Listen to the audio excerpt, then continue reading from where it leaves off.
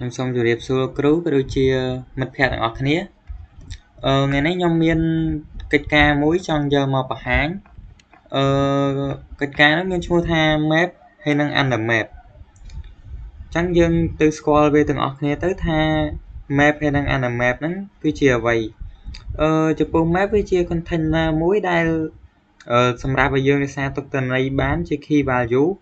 ហើយលក្ខណៈពិសេសរបស់វានោះគឺទិន្នន័យត្រូវបានរៀបដោយជាលំដាប់ពីតូចទៅធំឬគឺពីធំទៅតូចតែភាគច្រើនគឺពីតូចទៅធំហើយ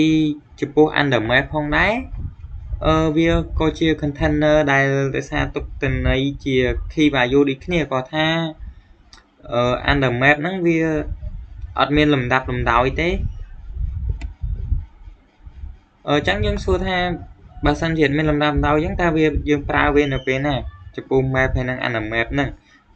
ចំពោះ map ផងដែរគឺយើងប្រើប្រាស់នៅពេលដែលយើងត្រូវការទិន្នន័យដែលមានលំដាប់លំដោយច្បាស់លាស់ចង់បានពីអក្សរបញ្ជីឈ្មោះដូចជាពី A ដល់ Z អញ្ចឹងទៅហើយយើងអាចចង់បានទិន្នន័យដូចជាការប្រើប្រាស់ដែលមានប្រសិទ្ធភាពច្បាស់លាស់អញ្ចឹងយើងអាចប្រើ map បានហើយចំពោះ under map ហ្នឹងយើងប្រើនៅពេលដែលយើងមិនខ្វល់ថាចង់បានពីអក្សរ A ដល់ Z អីទេលំដាប់លំដោយអីទេបញ្ច្រាស់បណ្ដោយពេញហ្នឹងទៅហើយ ID របស់វាក៏មិនតាមលំដាប់លំដោយអញ្ចឹងទៅហ្នឹងយើងអាចប្រើ under map បានបន្ទាប់មកយើងចូលមកដល់កូដរបស់យើងមកមើលកូដយើងតិចទៅយើងបង្កើត map មួយគឺឈ្មោះថា student យើងមាន ID របស់សិស្ស101 102 103មានឈ្មោះ Alice Bob Charlie អីចឹងទៅហើយគឺយើងអាច update បាននេះយើងអាចដាក់ ID របស់102ហ្នឹងតបងឡើយគឺឈ្មោះ Bob ទេប៉ុន្តែយើងអាច update វាឲ្យទៅឈ្មោះ David បានហើយយើងអាចdelete នេះយើងអាច delete ID របស់101ហ្នឹង delete Alice ហ្នឹងទៅហើយវាធ្វើការយើងឲ្យវាធ្វើការជា loop ធ្វើការដដែលហើយចូលមកដល់ exercise ទី2នេះគឺយើងប្រើ under map ហើយ under map នេះផងដែរវា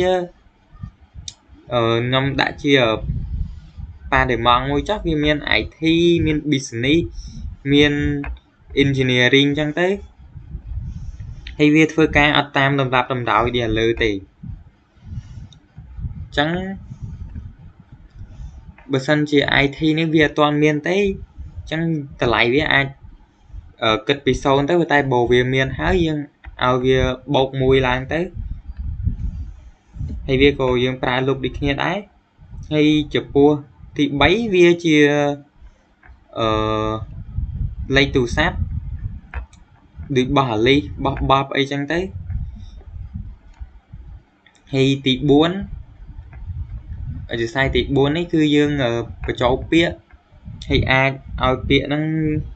បូកទៅចូលនៅក្នុងstring word អីចឹងដើម្បីឲ្យងាយយល់គឺខ្ញុំសូមធ្វើការ run code នេះត្មងទៅខ្ញុំសូមយក function ទី1 function ទី1នេះគឺ map អញ្ចឹងគឺយើងឃើញថានេះlist ឈ្មោះរបស់សិស្សគឺតាមលំដាប់លំដោយរបស់ Alice ទៅមក Bob មាន Charlie បន្ទាប់មកគឺយើង update ID របស់ Bob នេះ102នេះគឺយើង update វាឲ្យទៅជា David វិញហើយយើងអាច delete គឺយើង delete ID របស់101របស់ Charlie នេះគឺយើង delete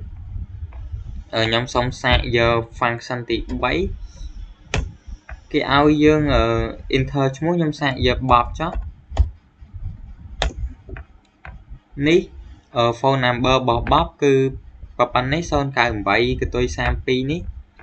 ហើយខ្ញុំ សាកយក function ទី4ចុះទី4ម្ដងខ្ញុំសាក enter ឈ្មោះរបស់ខ្ញុំចុះបុណ្ណារតន៍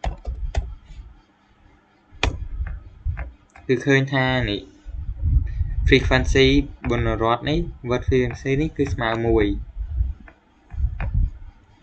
ខ្ញុំសាកតេស្ត animate ម្ដង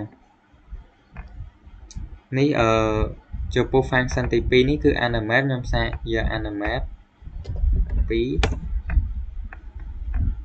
គឺឃើញថា animate នេះគឺអត់មានលំដាប់លំដោយទេ engineering business IT